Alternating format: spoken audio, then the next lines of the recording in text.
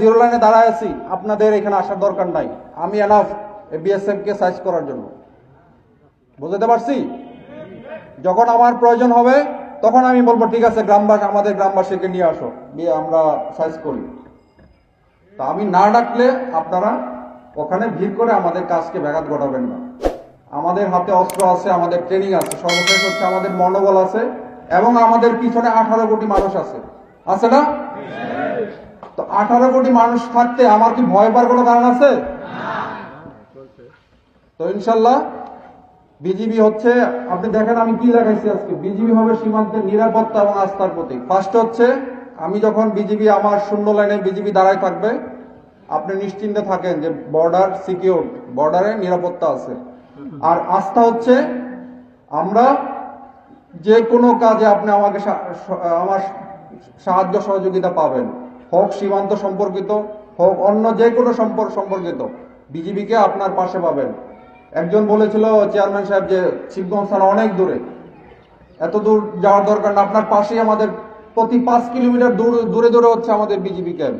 আমাদের বোলাহাট সহ আমাদের প্রায় 19টা ক্যাম্প আছে বিভিন্ন জায়গায়। প্রতিটা জায়গায় এই সীমান্তবর্তী জেলায় আমাদের ক্যাম্প আছে। সুতরাং আপনাদের যে কোনো প্রয়োজনে বিজিবিকে আপনারা সাথে পাবেন, পাশে পাবেন, আমি সেই আশ্বাস দিচ্ছি। সর্বশেষ হচ্ছে আমার পক্ষ থেকে আমি আসলে সবাইকে ধন্যবাদ দিতে চাই। আমি কাউকে কখনোই গালিও দিব না, আমার কারোর প্রতি মন খারাপ নাই।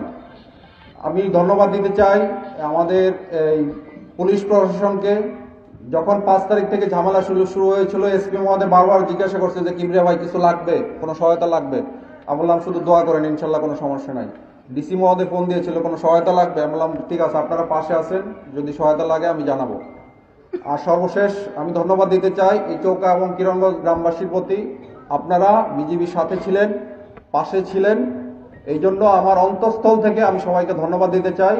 এই শুধু শিবগঞ্জবাসী না, এই পুরো বাংলাদেশের 18 কোটি মানুষ আমাদের বিজিবির সাথে ছিল। তো ইনশাল্লাহ এই সাপোর্ট যেন আপনাদের সবার থাকে। এবং সর্বশেষ রিকোয়েস্ট হচ্ছে, যেটা বললাম, আপনাদের এলাকায় আপনারা চিহ্নিত করেন কারা কারা এই কাজে, এই মাদক চোরা কারবারি করে, কারা বিভিন্ন ধরনের চোরাচালানের সাথে জড়িত, আমাকে খবর দেন। আমরা তার আমরা ধরে শিবগঞ্জ ওসি সাহেব আছেন, আমরা ওনাকে হ্যান্ড ওভার করবো, বাকি আইনানুগ ব্যবস্থা উনি নেবেন।